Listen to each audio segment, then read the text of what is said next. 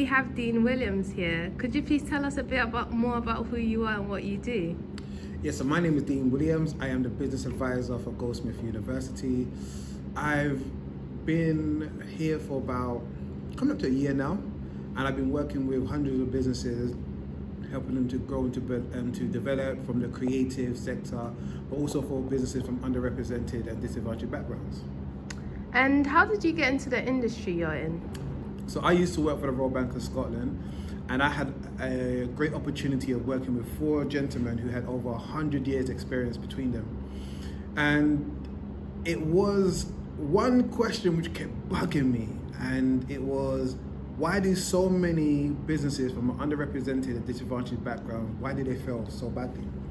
And it was that one question that led me to leave the Royal Bank of Scotland, and from 2013 up to now, I've just been working and developing, literally just answering that one question, and it's brought me here. And I've achieved a lot of stuff and a good understanding of how not only to answer that question, why so many businesses failed, but also what I could do to remedy that situation. What steps did you actually take to get into this industry? Did you go to university, or was it more through networking? Oh, so with that, definitely no university. Imagine, I worked for a university, but going to university was not the thing I wanted to be doing. I like to do things, I'm more hand-on. So I wanted to do the more practical things, going out there and finding out reasons why, meeting businesses, working with businesses, and literally failing forward. And I wanted to learn as quickly as possible on how and what I needed to do to be able to make a change and a difference within the people that I was coming into contact with. So it was more practical, going to networking events, finding a mentor, reading over 200 books, watching YouTube videos, doing studies in my own time, literally working with businesses and really finding out the key nuances of what makes a business tick, and then just learning and building upon my own learning and discovery, and then putting that into practice and testing and refining my own hypotheses and assumptions.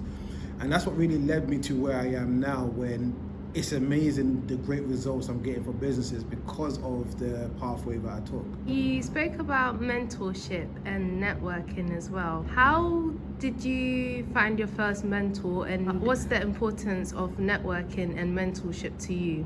See, my mentor, if he was here right now, he'll tell you he's not my mentor, but he is. He loves me.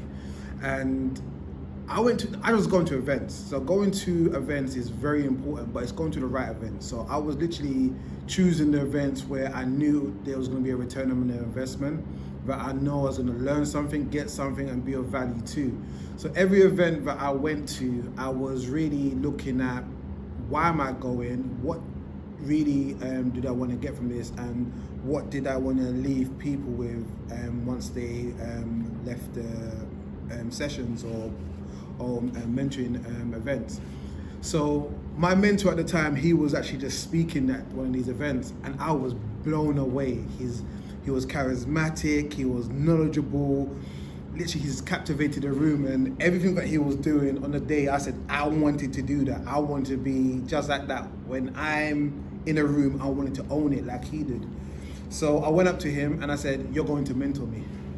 And he goes, no, I'm not, I don't mentor. And I said, that's fantastic, but you're going to mentor me. 7 years later, he's still my mentor. What gave you the drive to actually say, no, you're going to mentor me? What? As he will say, I am an arrogant individual. I don't think I'm arrogant. I don't think, when you know what you want, something, you just go for it. And I knew at that time, I wanted him to mentor me. And that's how I am as an individual. I don't mind, as I said, I don't care about failing. Like, first attempt to learning, that do things that you're scared of, do things which is going to take you out of your comfort zone. And for me, it was the worst case scenario was him was going to say no, but I knew that I wasn't going to go back and forth with him. But if he was adamant it wasn't going to happen, no, I still would have chased him down and would have followed for him to say yes. But I'm just one of those people, if I want something, I'm really going to go for it. What's your biggest lesson been in your field? I say my biggest lesson, especially within the business consultancy mentoring world, is to be authentic. And everything you do, you have to come from a place of just being you. there's a great saying that there's no point you try to be like anyone else because everyone else is taken and the world hasn't seen the best version of you. And that's what I learned what to do, is to be me. Because in the beginning, I was attempting to be like Tony Robbins, Les Brown. I wanted to be like Patrick Bet-David. I wanted to be like all these other people, but not myself. Because honestly, I didn't feel like, you know, when people say, oh, imposter syndrome, I didn't feel what I had at the time was good enough to really put out there. But if I regurgitated what other people were doing, then they'll start taking me more serious. But then I realized as time went on, I had a lot to offer. And it was through me just being authentic, showing up and literally just showing up with love and showing up with care and really just being there for people. That's what gravitated a lot of people towards me, because they knew regardless that no matter how bad things got, Dean loved them. Like, I honestly cared about you before your business. And even now, the ethos of everything that I'm doing is, especially working with entrepreneurs, is I care about you before your business. When you're good, I know everything else is going to be good. And that's why I like to be moving. So yeah, that was my biggest thing, just be authentic. And what was one of the biggest hurdles that you had to overcome, and how did you get over it as well? Yeah, not being as good as everyone else at the time. I'm one of those people, I like to be the best. Like, what anything that I'm doing, when I was training to be a chef, I've cooked for the Arsenal team, I've cooked for Jay-Z and Beyonce. I'm that guy, I'll tantalize your taste buds.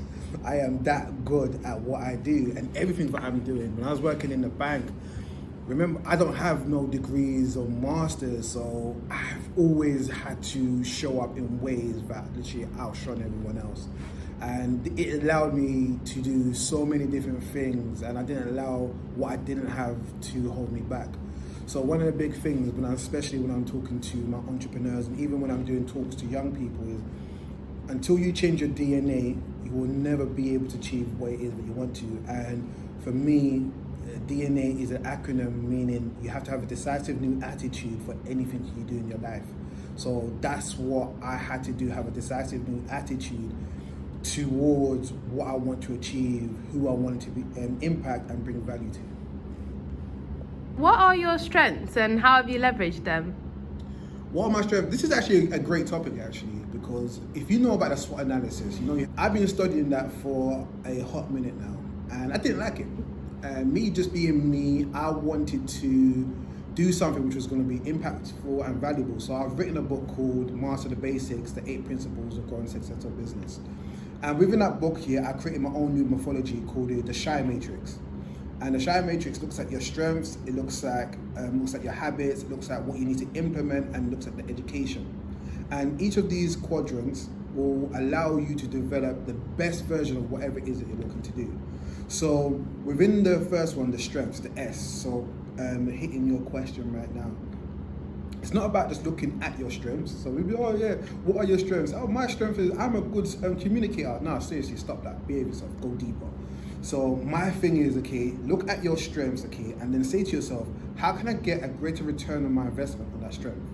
So for me, yes, I'm a great communicator, but how can I leverage that further? All right, so if I'm a good communicator, where can I go? Where can I be to really make a great impact and bring value? So now I've become a speaker. So I'm a business speaker. So not only now my strength of being a good communicator, people are paying me now to go out there and speak and run programs and do workshops and stuff.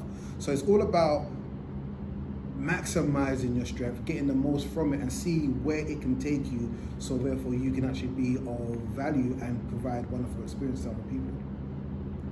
And what does an average day look like for you? Sorry, I'm allergic to average. Like, I don't do average. Okay, give us an example of one of the best days you've had working with clients.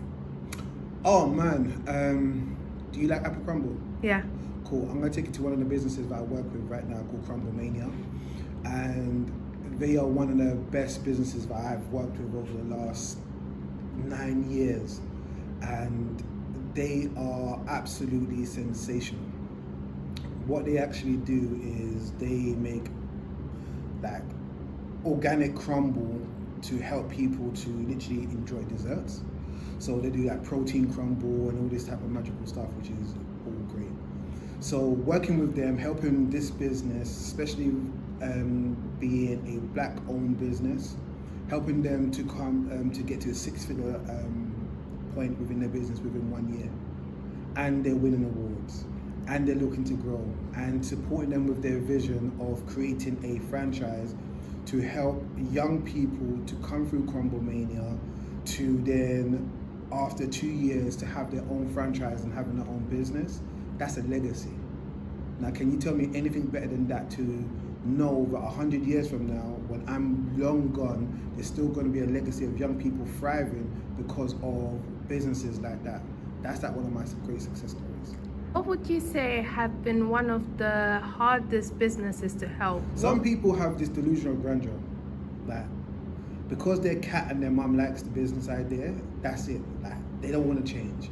It's like, well, I've done a dead business plan and this is it. I know this is gonna work. And you're looking at it and you're thinking, all right, this is, because when you start a business, you've always got to remember when you're starting out with an assumption, you're starting out with a hypothesis. You don't know if this is gonna work.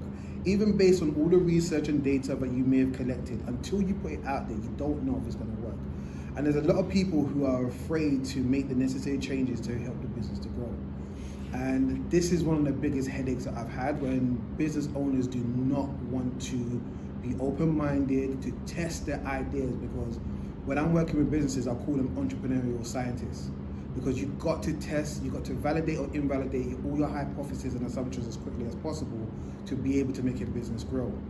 And a lot of people do not like to test the idea. A lot of people don't like change. A lot of people don't like to fail, and a lot of people are just stuck because something has gone well and they don't want to disrupt the cart. And I'm saying to myself, okay, if you want to grow, you've got to be, like, especially being an entrepreneur, you're taking risk. So you've got to be, you can't be so risk averse that you're now literally procrastinating and not doing what you're supposed to.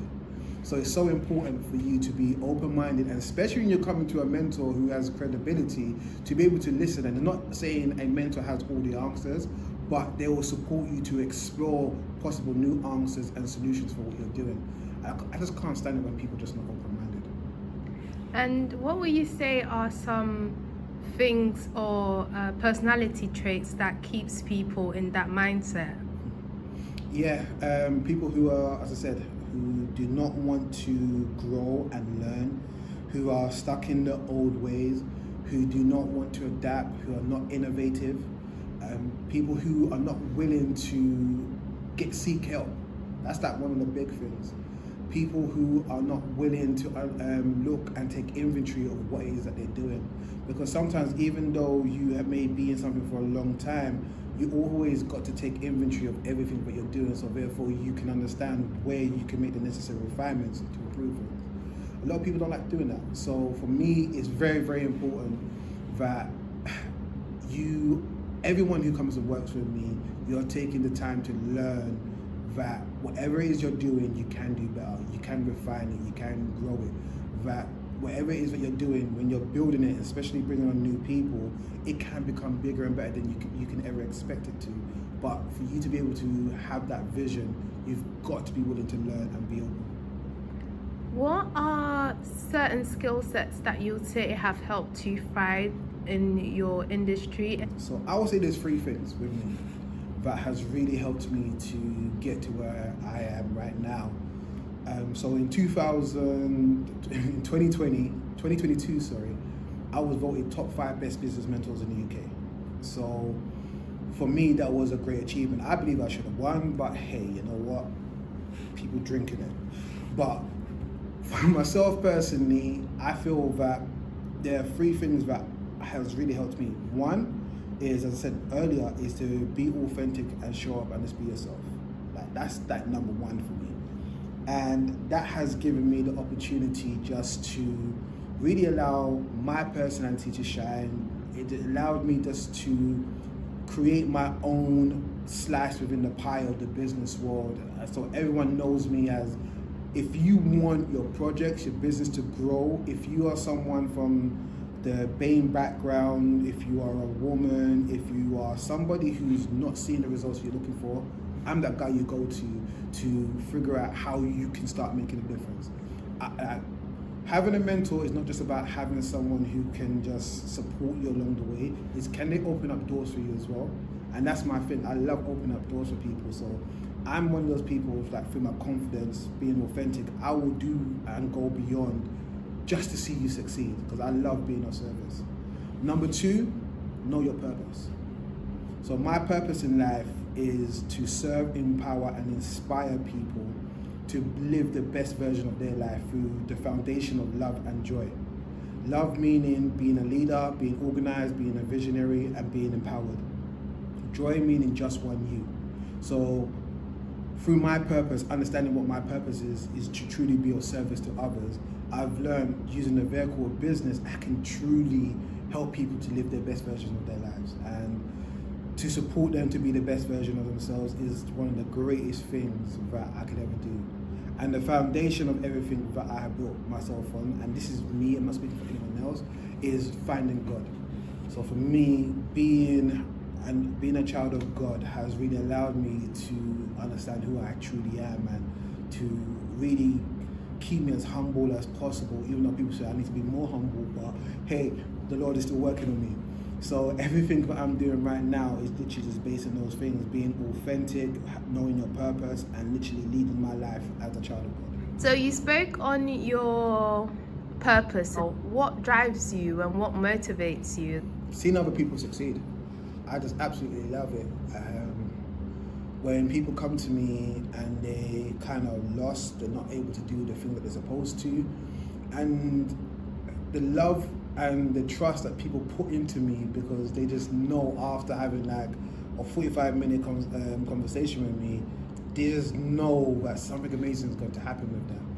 And even if we don't achieve the set targets and visions and objectives which we have put out there, it's what you learn along the journey which is the most important thing. And to be able to do it in such a wonderful, safe environment, that's what excites me. So seeing people succeed, seeing people learn and grow, but more importantly, just watching people leave a legacy. So watching them show the young people or showing their children what they're learning and be able to pass these wonderful traits on. I just know it's just helping me leave the world in a better place once I've gone. And what would you say about creating opportunities for yourself to open? I have a great saying, but you can learn yourself out of any situation. If you're broke, you can learn, if you take the time to learn about wealth and finances, over a period of time, you'll get yourself out of that situation. No matter what situation you're in, you can get yourself out of that situation through knowledge and wisdom.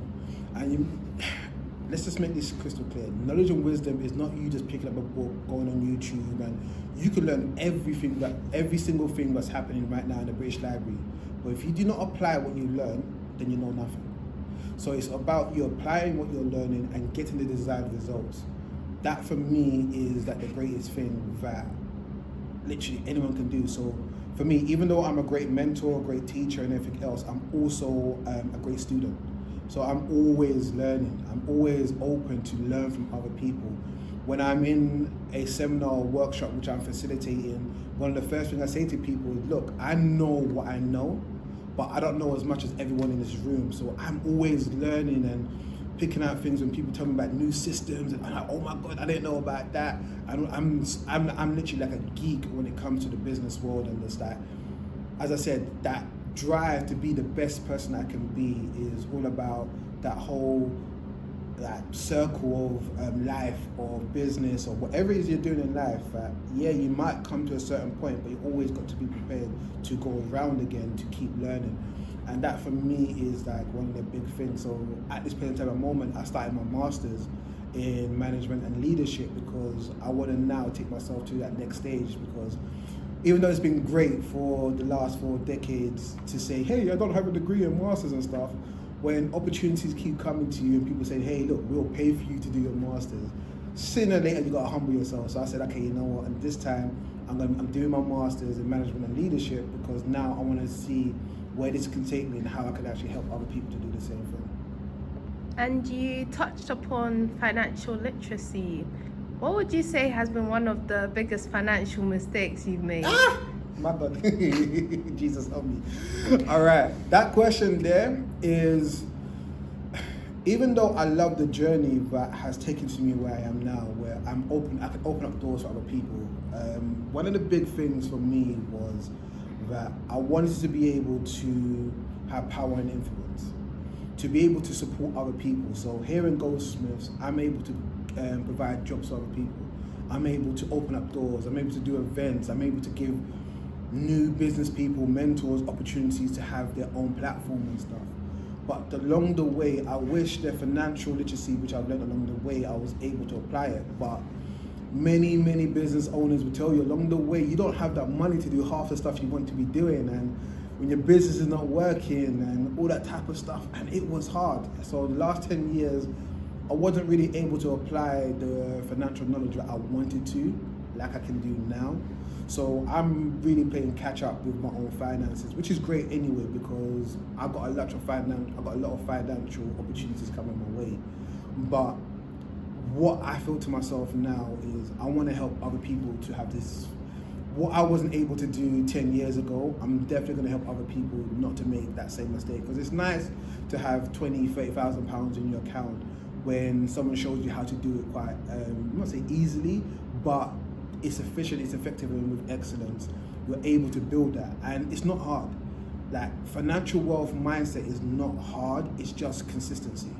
So just to finish off from this point, if you want to create a better lifestyle for yourself, you've got to have three things. You've got to have discipline, you've got to be committed, and you've got to be consistent. So that's the formula that you're going to need to be able to achieve the thing that you want, along with the other golden nuggets I dropped along this way. And how have you been able to build up your consistency and your discipline? My why. So having a why bigger than myself. So my thing is, I want to leave a legacy for my children's children. I want to make sure that long after I'm gone, that there is something worthwhile. The worst thing in my life that I can think of is, imagine being on this earth for how many years, 80 years, 70 years, whatever, how long you're going to be here, and after 2 years, no one remembers your name. No one remembers you even existed. That frightens me more than anything else. So I want to be remembered 500 years from now. So I want my children's children to know that our great-great-great-granddaddy, he made this happen. He opened up this doorway. He laid down the foundation for us to build what we have right now. I want to change lives, nations. I don't think I'm good enough to change the world yet, but I definitely know I can change a lot of people's mindsets to be better, like from now to 100 years from now, whatever, by being the best version of myself. So it's my why. My why is what drives me every single day. That's my fuel to get up in the morning to do what I'm doing. And from speaking on, going back a bit to the finances as well, what financial advice would you tell your younger self? Sensational, that's my question. Okay, so what I would tell myself like 10 years ago and 15 years ago is, you know what, no matter what you're doing, no matter how much you have at the moment, save something. And you can't save yourself, yourself to riches or to great wealth. Savings doesn't get you wealthy, but what saving does, it provides you a cushion to be able to get wealth. So to be wealthy, you've got to learn how to invest. But to be able to invest, you've got to have money. So I wish I took the time just to save at least £100 a month minimum to do what I am doing right now. But I can't complain, because when I'm doing my talks and stuff, I get paid very well now. So for myself, at this present time and moment, I wouldn't be in the position that I'm in if I didn't take the route that I did. And maybe there could have been a better route. I didn't know at the time. I only knew what I knew, and that got me here. But it has opened up many doors for me, and to be able to get paid and paid very, very well. It has given me that platform to have power and influence, to be able to open up doors for other people. And it has allowed me to be recognized within my field as one of the best. So all in all, I am grateful But would I love to have 6 figures sitting in my account right now? 100%. Will I have that and more in the next 5 years? Yes. But it would be nice to have it now, because I would like to go out there and throw money in the air, like say my name's P. Diddy, but I'll be doing that soon.